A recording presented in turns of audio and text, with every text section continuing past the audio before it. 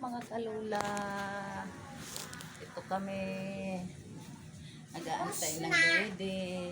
Tapos na ako. Opo, opo. Nag-aantay kami ng supply ng dede. Mas ka dyan, ate. Oh. Tulog na ang baby. Oh. Na-sterilize pa ang chupon niya. Ganito ang mga lola. Kala mo pag malalaki na ang anak, pre na ang mga lola. Hindi pa pala. May mga apo pa palang nag-aantay na aalagaan. Ito, ngiti-ngiti pa yan, baby na yan. Ngiti-ngiti pa yan, oh. Ngiti pa siya, oh. Oh. Tingnan nyo, guys, oh. Oh. Nanahimik na lang kasi ang tagal daw ng supply niya ng gatas. Ni-sterilize pa kasi. Ano, bebe? Tutulog na lang ikaw? Ha? Tagal ni mami magbigay ng didi. Ito, tulog na lang, baby ko. Tulog na lang siya. Wawa naman. Wawa, baby na yan.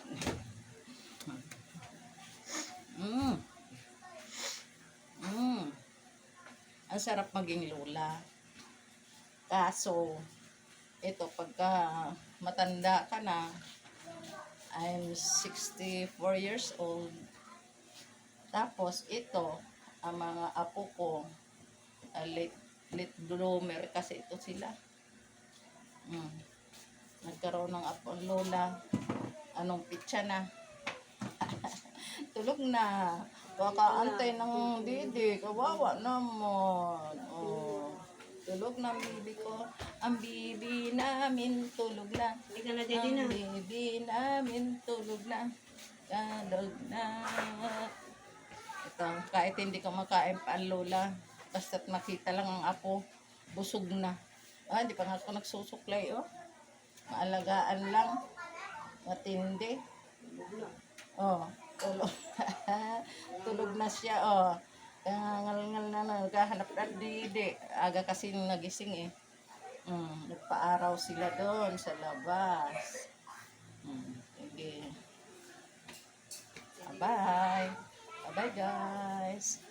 Tulog na, oh. Ano? Kakain na, lola. Kakain na. Ayun na si Lula. Ayun na dito.